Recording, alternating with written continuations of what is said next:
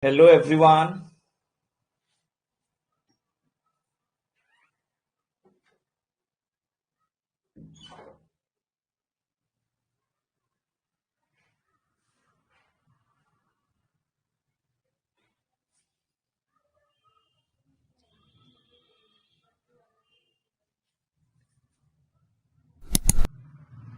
Hi all of you.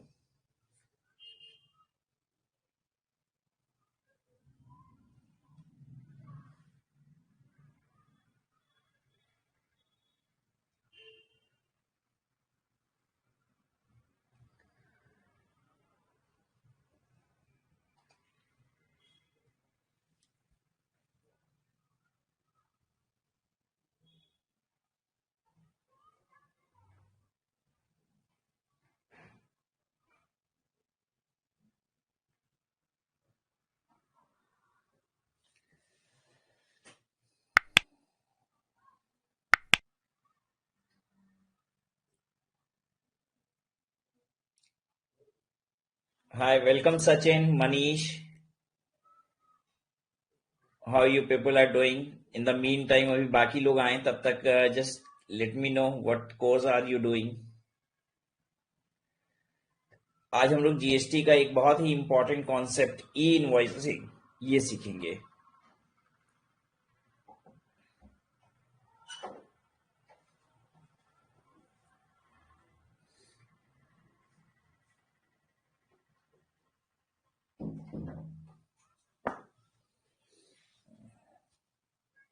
I'm waiting for people to join the session.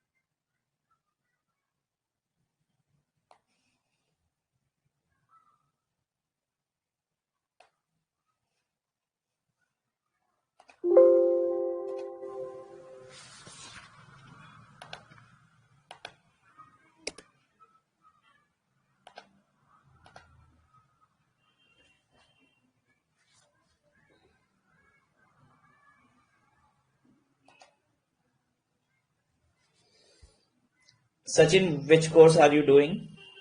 I do not understand. Maybe people are finding it difficult to join this live session.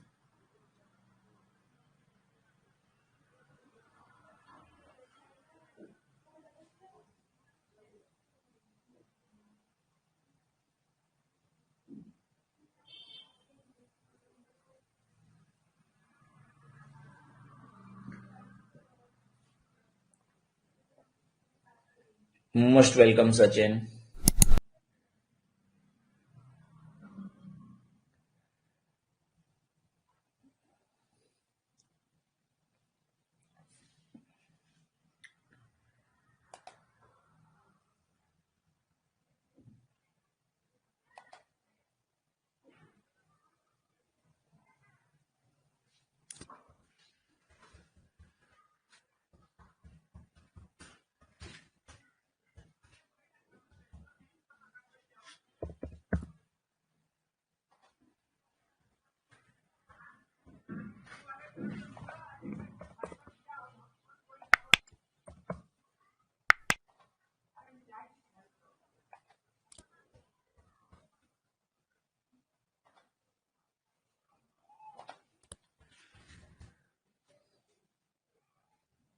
Please check a poll.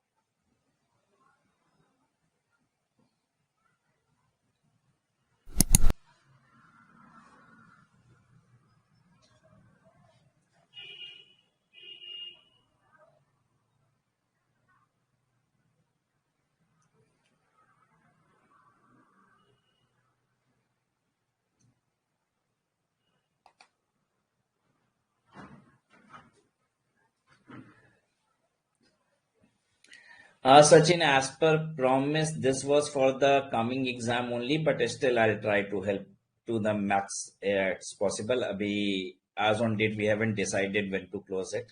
Right, so read the profit till it is available. Okay, I'm starting the content. I hope it's visible now. Now it's visible. Yes. Okay, the very important concept of e-invoicing. आपको पता है GST में ई-इनवॉइसिंग start हो गई है। मतलब कि जिनका टर्नओवर जब से जीएसटी आया है तब से किसी भी फाइनेंशियल ईयर में अगर 50 करोड़ रुपए से अधिक था तो उसे ई इनवॉइसिंग करनी पड़ेगी। What is this E invoicing? Actually उसे क्या करना पड़ेगा, गवर्नमेंट के पोर्टल पे ही इनवॉइस की डाटा फीड करके वहां से इनवॉइस जनरेट करनी पड़ेगी। That is E invoicing. मतलब जो आप अपनी खुद की इनवॉइसिंग बनाते हो उसके अलावा आपको ये काम भी करना पड़ेगा, एक ऑनलाइन इनवॉइस जनरेट करनी पड़ेगी। क्यों ऐसा किया गया है भाई, क्या वजह है इसकी?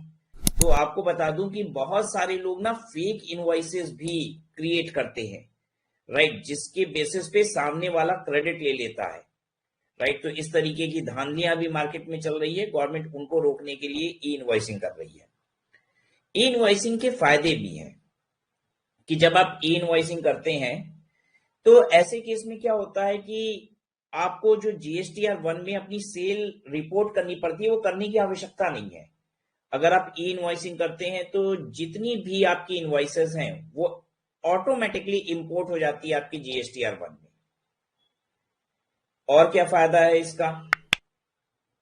इसका नेक्स्ट फायदा ये है कि ई वे बिल जो आपको जनरेट करना पड़ता है वो भी ऑटोमेटिक जनरेट हो जाता है अगर रिक्वायर्ड है उस पर्टिकुलर ट्रांजेक्शन के लिए। क्योंकि आपको मालूम है कि ई वे बिल की रिक्वायरमेंट होती है जब आप 50,000 रुपए से अधिक का सामान बेच रहे हो, राइट। अगर आपको ट्रांसफर 50,000 से अधिक का सामान बेचना है तभी ई वे बिल की रिक्वायरमेंट है।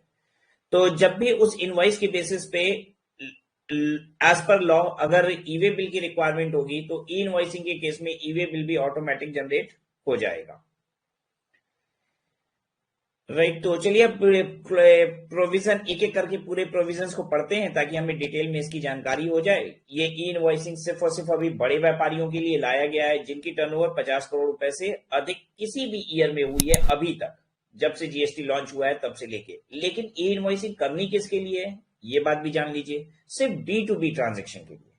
यानी B2C के लिए तो ई इनवॉइसिंग किसी को भी नहीं करनी है, सिर्फ B2B के लिए ही ई इनवॉइसिंग चालू हुआ है। अच्छा, क्या इसका पर्पस ये है कि B2C में ई इनवॉइसिंग करने की आवश्यकता नहीं है, ऐसा गवर्नमेंट को लग रहा है?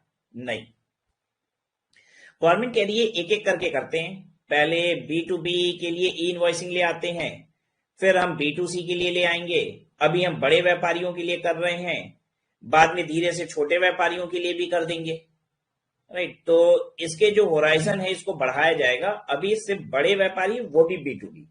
अगला फेज होगा जब बड़े व्यापारी को B2B के साथ साथ B2C पे भी ई इनवॉइसिंग करनी पड़ेगी, और शायद उसके बाद एक फेज आए जिसमें छोटे व्यापारियों को भी ई इनवॉइसिंग की आवश्यकता पड़ने लगे।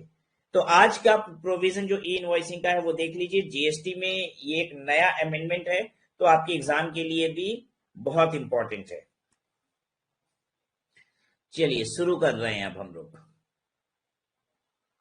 ई invoicing has been introduced for reporting of business to business invoices, B2B invoices, right, to the GST system for certain notified category of taxpayer, for certain notified category of taxpayer. Who are those taxpayers? चलिए नीचे बताया गया है कि कौन है वो taxpayers. All registered businesses with an aggregate turnover based on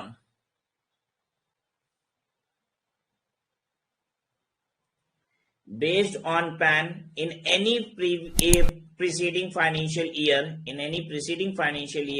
from 17-18, जब से जीएसटी आया था तब से किसी भी साल अगर टर्नओवर ज्यादा था ग्रेटर देन 50 करोड़ तो वो नोटिफाइड पर्सन है, उसके लिए ही इनवॉइसिंग जरूरी है। अच्छा, एक बात बताइए, आपको क्या लगता है अगर मेरा टर्नओवर 50 करोड़ से कम है तो ई इनवॉइसिंग करने की आवश्यकता है कि नहीं है? मतलब आवश्यकता तो नहीं है, क्या मैं करना चाहूं तो कर सकता हूं? मेरा टर्नओवर 50 करोड़ से कम है, तो क्या लगता है अगर मेरा मन है लेकिन मैं ई इनवॉइसिंग ही करना चाहता हूं, मैं कर सकता हूं? Answer is no. E invoicing is not voluntary. पहले आपको ये समझ लेना होगा, E invoicing is not voluntary. Only notified person are enable to report invoices on IRP. ठीक है, तो आप अपने मन से करना चाहेंगे तो नहीं कर पाएंगे। ठीक है, चलिए आगे समझते हैं हम लोग।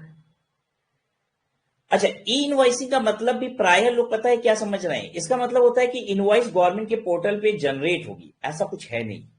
गवर्नमेंट के पोर्टल पे इनवॉइस जनरेट होगी ऐसा नहीं है। टैक्स पेयर अपना ना अकाउंटिंग का जो भी उनका सॉफ्टवेयर होता है उस पे ही वो इनवॉइसेस बनाता है, वो वैसे ही बनाएगा उस पे। ठीक है, लेकिन वो क्या करेगा, ई इनवॉइसिंग का जो फॉर्मेट है ना उसी के हिसाब से बनाएगा अपनी भी इनवॉइसिंग, राइट। और फिर क्या करेगा, उन सारे डाटा को जो ई इनवॉइसिंग का पोर्टल है उस पे जाके सारा डाटा फीड कर देगा। और जब वो सारा डाटा फीड कर देगा तो एक इनवॉइस जनरेट होके आएगी, राइट, एक ई इनवॉइस जनरेट होके आएगी जिसमें इनवॉइस रेफरेंस नंबर होगा, राइट, एक इनवॉइस नंबर रेफरेंस होगा और एक क्यूआर कोड भी होगा। समझाऊं आपको, देखिए क्या होगा। आपने अपनी इनवॉइस तो बनाई रखी है पोर्टल पे ही, ये हो गई आपकी योर ओन इनवॉइस। जो भी आप सॉफ्टवेयर यूज करते हैं उससे आपने ये इनवॉइस बनाई है ऑन सॉफ्टवेयर।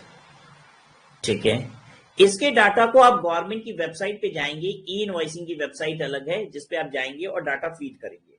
जब डाटा फीड करेंगे क्या प्रोडक्ट हमने सेल किया, कैसे किया, तो इस पे क्या होगा, एक IRN एक जनरेट हो जाएगा, IRN, और एक क्यूआर कोड जनरेट हो जाएगा।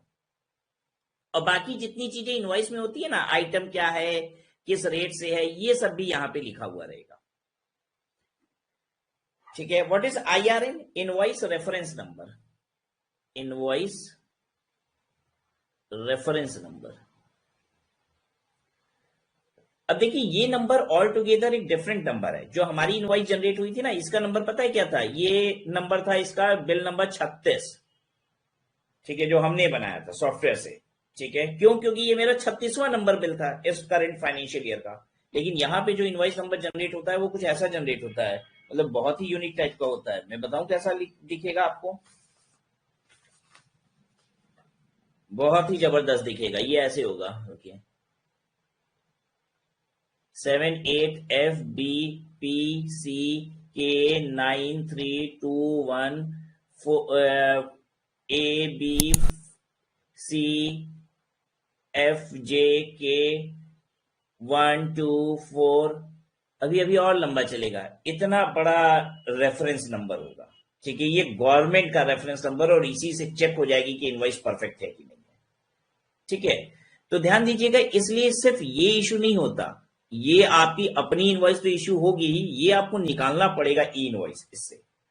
और ये जो क्यूआर कोड होता है, ये जानते हैं क्या चीज है, ये जो क्यूआर कोड यहां बना हुआ है, इस क्यूआर कोड को स्कैन करने से पूरी डिटेल एक बार में आ जाएगी सामने। मतलब who is the supplier, who is the recipient, what is the amount of invoice, what is the GST component in it, everything can be known just by a single scan of this QR code. तो ये government के portal की खासियत है। आप समझ पाए कि गवर्नमेंट का पोर्टल क्या ई इनवॉइसिंग में कर रहा है। ऐसा नहीं है कि वहीं से इनवॉइस जनरेट करके आपको बनाना है, नहीं, वो इनवॉइस नहीं बना रहा है, वो वेरीफाई कर दे रहा है हर इनवॉइस को। ठीक है, ये जो इनवॉइस का नंबर है ना, ये भी यहां पे आएगा कि ये 36 नंबर वाला इनवॉइस ही यहां बनाया गया है। ठीक है, पूरी डिटेल के साथ ही। ठीक है, और इसका एक रेफरेंस नंबर कन्वर्ट हो जाएगा, जो हम इस इनवॉइस के साथ स्टेपल करके अपने क्लाइंट को दे देंगे, इसी इनवॉइस के साथ इसको स्टेपल करके दे देंगे। Has everybody understood this? अगर हम अपने पोर्टल पे इनवॉइस नहीं बनाएंगे या अपने सॉफ्टवेयर पे नहीं बनाएंगे तो हमारा जो इनवॉइस नंबर है वो क्रिएट नहीं हो पाएगा, राइट। तो this is in addition that has to be done of your own invoice.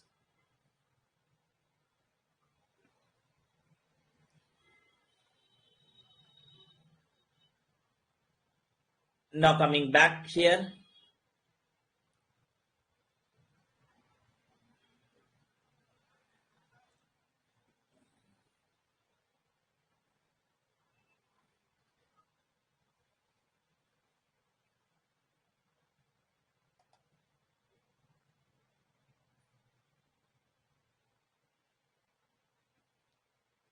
Presently invoices, credit note, debit note. अच्छा, अब ये जो ई इनवॉइसिंग का पोर्टल है उस पे बनता क्या क्या है? ठीक है, उस पे बनता है क्रेडिट नोट भी, डेबिट नोट भी, ये सब बनता है। ठीक है, उस पे credit note, debit note, invoices सब बनती है। लेकिन हम इन सब को पता है बोलते क्या है? हम कुछ भी जनरेट करेंगे इनवॉइस में, हम बोलते हैं उसको ई इनवॉइसिंग। यानी एक बात तो क्लियर हो गई बच्चों की, ये जो ई इनवॉइसिंग है ना, ये इनवॉइस नहीं है। That's not an invoice. Okay, okay, one of the student is willing to raise hand, so I'm just stopping sharing of the screen, as because I'll have to stop sharing the screen, I'll have to go back on the portal, right?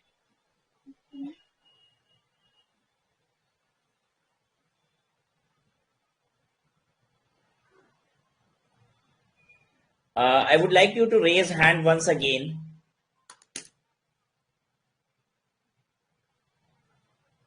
Anyone can do that.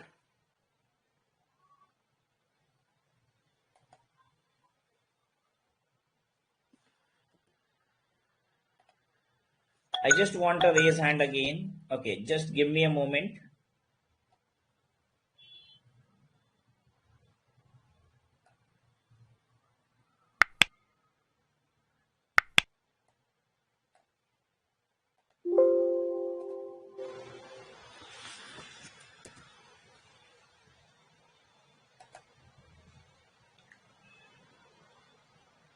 Okay, thank you so much.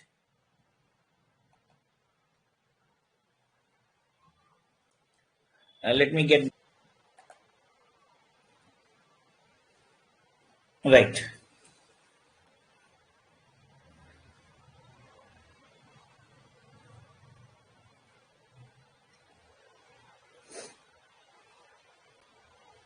So invoice, credit note, debit note, आप तीनों चीज यहां से generate करेंगे ई invoicing के portal से, और इन सबको ई इनवॉइसिंग ही रेफर किया जा रहा है यहाँ, चाहे कोई भी डॉक्यूमेंट हो, इन सबको हम ई इनवॉइसिंग ही रेफर कर रहे हैं। तो दो different documents are covered for ease of reference and understanding, the system is referred to as e invoicing, right? Now what are the advantages of e invoicing? बड़े सारे फायदे हैं इसके। एक तो ऑटो जनरेशन हो जाएगा ई वे बिल का, ऑटो जनरेशन होगा ई वे बिल का, अपने से बन जाएगा। जीएसटी के पोर्टल पे जीएसटी R1 जो सेल की रिटर्न आपको फाइल करनी पड़ती है, उसमें सेल रिपोर्ट करना पड़ने की जरूरत नहीं है, ऑटोमेटिक वो जीएसटी का रिटर्न सेल को फेच कर लेगा। और गवर्नमेंट का एक बहुत बड़ा फायदा है कि जो लोग फेक इनवॉइसेस वगैरह रेस कर देते थे और सामने वाले को कहते थे क्रेडिट ले लीजिए, तो वो जो गलत क्रेडिट वगैरह क्लेम हो रही थी ना, वो नहीं हो पाएगी अब।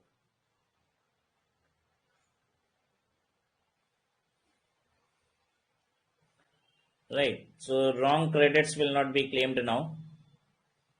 This will be an important thing. Raising fake invoices वो नहीं होगा. Now who are the persons who are required to raise this in e-invoicing? आपको ये बात बता दी गई है, 50 करोड़ से ऊपर अगर लास्ट फाइनेंशियल ईयर में टर्नओवर था तो ई इनवॉइसिंग की जरूरत है। कौन कौन सी ई इनवॉइसिंग जरूरत है? सिर्फ B2B के लिए और एक्सपोर्ट के लिए। ठीक है, B2B एंड एक्सपोर्ट।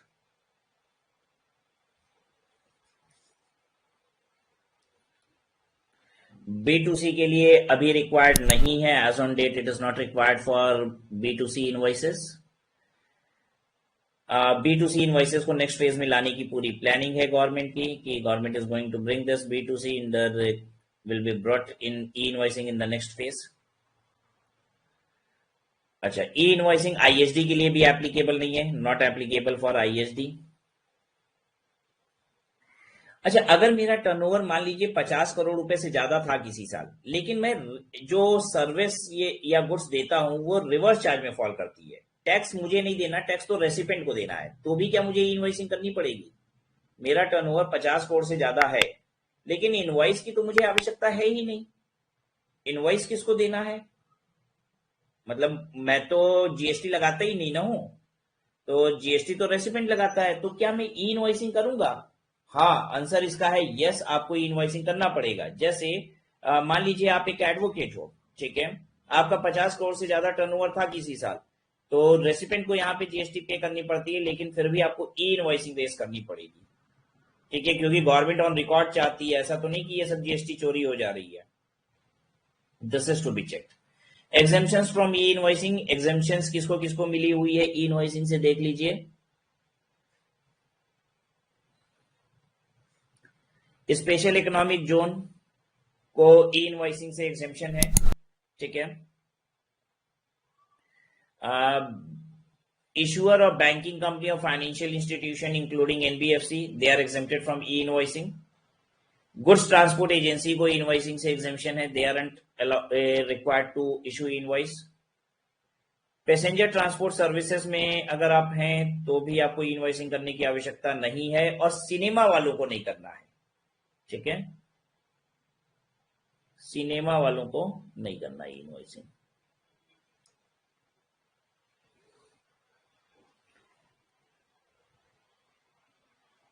अगर इनका टर्नओवर 50 करोड़ से ज्यादा है तो भी नहीं करना। अच्छा देखिए, मैंने यहां पे बताया था कि एससीजेड को इनवॉइसिंग नहीं करनी, तो एससीजेड को नहीं करनी है, एससीजेड डेवलपर्स को करनी है। एससीजेड डेवलपर तो आप समझ गए ना, एससीजेड यूनिट और एससीजेड डेवलपर। जैसे मैंने कई बार आपको क्लासेस में बताया है कि जैसे Gurgaon was once upon a time SEZ, ठीक है, तो बहुत सारे लोग वहां पे जाके अपना बिजनेस शुरू किए और आज देखिए गुड़गांव का क्या हाल है, मतलब it's far better than even new Delhi. तो एससीजेड डेवलपर कौन है? अब गुड़गांव को किसने डेवलप किया है? किसने डेवलप किया है? डीएलएफ ने, ठीक है। तो डीएलएफ इज एससीजेड डेवलपर, उसे इनवॉइसिंग करनी है क्या? हाँ, ठीक है, उसे ही इनवॉइसिंग करनी है। ओके, अब मान लीजिए आपसे गलत इनवॉइस जनरेट हो गई, ई इनवॉइसिंग के पोर्टल पे जाके आईआरएन जनरेट हो गया, ठीक है। What is IN? Invoice reference number, वो जनरेट भी हो चुका है। तो अब लेकिन मुझे पता चल रहा है कि ये तो गलत जनरेट हो गया, मतलब ये इनवॉइस नहीं बनानी थी। अब क्या करें? कुछ कर सकते हैं क्या? आईआरएन कैंसिल हो सकता है क्या ई इनवॉइसिंग के पोर्टल पे? आंसर इज नो, कैंसिल नहीं हो सकता। तो अब क्या करें? जब जीएसटीआर 1 में वो इंपोर्ट होता है डाटा ऑटोमेटिक, हमने बताया था, तो आप वहां पे बता दोगे कि ये कैंसिल हो गई है इनवॉइस, तो वहां पे आप कैंसिलेशन रिपोर्ट कर सकते हो जीएसटीआर 1 में, मतलब जीएसटी की रिटर्न जब सबमिट करोगे तो आप कैंसिलेशन रिपोर्ट कर सकते हो, वहां पोर्टल पे जाके कैंसिल ई इनवॉइस नहीं होता है। Is it going perfect? क्या आपको ठीक लग रहा है? सब समझ में आ रहा है?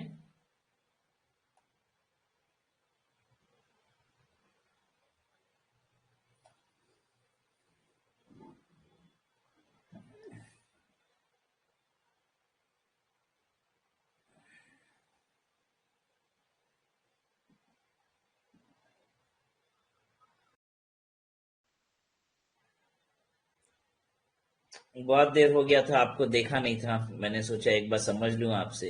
इज इट गोइंग फाइन और नॉट?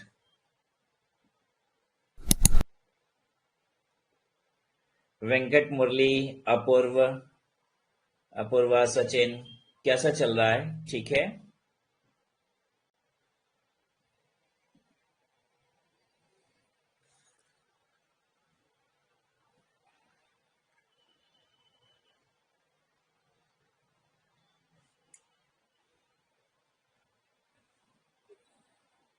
ना इनवॉइस रेफरेंस नंबर, ठीक है, इनवॉइस रेफरेंस नंबर कैसा होता है ये देखिए, ये एक मैंने एग्जांपल दिया, ये ऐसा होता है इनवॉइस रेफरेंस नंबर। कैसा लगा आपको इनवॉइस रेफरेंस नंबर जो जनरेट होता है ना ऑटोमेटिक ई इनवॉइसिंग के पोर्टल पे? तो मैंने एक डेमो दे दिया आपको उसका कि देखो भाई कैसा होता है। मेरा इनवॉइस नंबर कैसा होगा? मेरा इनवॉइस नंबर ऐसा हो सकता है, ये ऐसा हो सकता है, ठीक है। इस तरीके का invoice number reference number generate होता है। क्यूआर कोड, क्यूआर कोड मैंने बताया था कि जनरेट हो जाता है ई इनवॉइसिंग करने से। और वो क्यूआर कोड में होता क्या क्या चीजें हैं? देखो इतनी सारी चीजें होती है क्यूआर कोड, अगर हम स्कैन करेंगे ना क्यूआर कोड तो मुझे इतनी सारी इन्फो उससे मिल जाएगी। इनवॉइसिंग में कौन कौन से पैरामीटर? एक तो जीएसटीएन ऑफ द सप्लायर पता चल जाएगा, रेसिपेंट का जीएसटीएन पता चल जाएगा, इनवॉइस नंबर, सप्लायर वाला इनवॉइस नंबर समझ गए ना? जब हम क्यूआर कोड रेफरेंस नंबर की बात नहीं कर रहे, इनवॉइस का नंबर जो सप्लायर ने जनरेट किया था। Date of generation of invoice, invoice की वैल्यू कितनी है, उसमें टैक्सेबल वैल्यू कितनी, ग्रॉस टैक्स कितना, नंबर ऑफ आइटम्स कितने हैं, HSN कोड क्या है मेन आइटम का, ठीक है, the line item having highest taxable value, unique invoice reference number, ठीक है, और date of generation of IRN, invoice reference number, IRN, और ये इनवॉइस नंबर भी, ये इनवॉइस नंबर सप्लायर ने जो दिया है। मैंने बताया था ना कि इनवॉइस सप्लायर तो अपने सॉफ्टवेयर पे करता है, फिर उसके बाद उसके डाटा को डाल देता है, ठीक है, ताकि IRN और ये सारी चीजें क्रिएट हो जाए।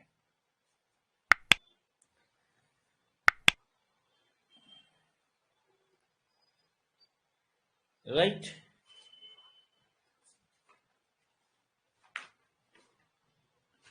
So this was all into it, लेकिन मैं थोड़ी सी बातें आपको और सिखाना चाहूंगा, ठीक है। इसके बाद देखिए एक डायनामिक क्यूआर कोड के लिए भी प्रोविजन आया है।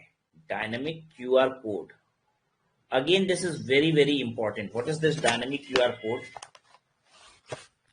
ये उनके लिए है जिनका टर्नओवर 500 करोड़ से ज्यादा था। अच्छा, जल्दी से बच्चे लिख के बताएंगे, अभी जो हम लोग इसके पहले प्रोविजन पढ़ रहे थे ई इनवॉइसिंग का, वो प्रोविजन किसके लिए एप्लीकेबल था? जिसका टर्नओवर, जिसका टर्नओवर 50 करोड़ से ज्यादा था, ठीक है। ये प्रोविजन जो डायनेमिक क्यूआर कोड आया है, ये 500 करोड़ रुपए से ऊपर वाले टर्नओवर के लिए आया है, ठीक है।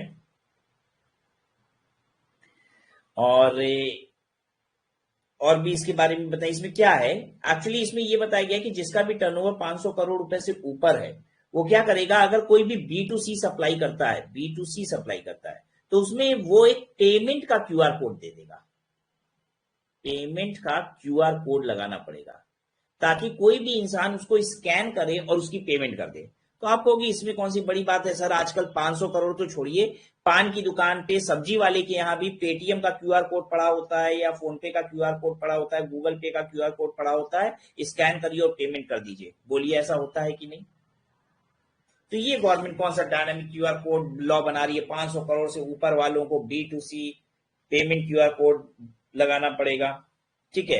इनवॉइस पे अगर आप नहीं भी लगा पा रहे हैं तो गवर्नमेंट ये भी कह रही है कोई बात नहीं, अगर आपका दुकान है, काउंटर है, तो काउंटर पे लगा दीजिए, काउंटर है तो काउंटर पे लगा दीजिए, उस पे भी चलेगा। बट आपको लगेगा कि इसमें क्या यूनिक बात है, तो I tell you what is the difference between these two. Government का कहना है कि डायनेमिक क्यूआर कोड चाहिए, और आप जो क्यूआर कोड के बारे में जान रहे हैं, वहां पे अमाउंट फिल करना पड़ता है। हम स्कैन करते हैं उसका क्यूआर कोड और अमाउंट खुद से फिल करते हैं। डायनेमिक क्यूआर कोड का मतलब हुआ वो क्यूआर कोड जिससे जैसे ही हम उसको क्यूआर कोड को स्कैन करेंगे तो अमाउंट ऑटो फिल हो जाएगा। ऐसा फीचर लाना है आपको इनवॉइसिंग में। इस तरीके के क्यूआर कोड आपको सेट करने हैं कि जैसे ही वो स्कैन करे अमाउंट भी प्रीफिल्ड आए, या फिर आप कोई ऐसा सिस्टम बना लीजिए कि जैसे ही बंदा क्यूआर कोड स्कैन करेगा तो अमाउंट उसका प्रीफिल आएगा, ठीक है, मतलब इनवॉइस वो लिंक लेना चाहिए। तो this has to be done, ये करना पड़ेगा। एंड 500 करोड़ का टर्नओवर कब हुआ हो? 2017 में, 1 जुलाई 2017 से जीएसटी आया था। 17-18 से लेके किसी भी फाइनेंशियल ईयर में, अब तक किसी भी फाइनेंशियल ईयर में, अगर आपका टर्नओवर पिछले साल 500 करोड़ रुपए से ज्यादा था किसी भी फाइनेंशियल ईयर में, तो आपको डायनामिक क्यूआर कोड B2C में लाना पड़ेगा। इनवॉइस पे दीजिए, काउंटर पे लगाइए, जैसे लगाइए। डायनेमिक का मतलब ये हुआ कि जैसे ही स्कैन करें अमाउंट प्रीफिल होके आना चाहिए, अमाउंट शुड बी प्रीफिल्ड।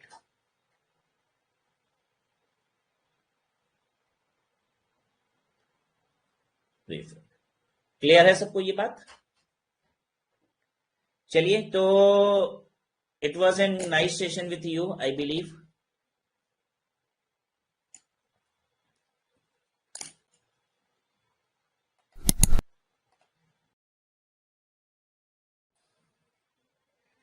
सो अगर आपके कुछ डाउट्स या क्वेरीज हो तो you can just ask me now, and I finish my part, that is E invoicing, और मैंने आपको डायनामिक क्यूआर कोड के बारे में भी बताया आज।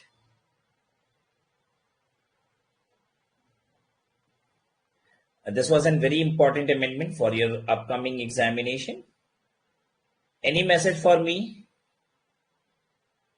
Any doubt, any query?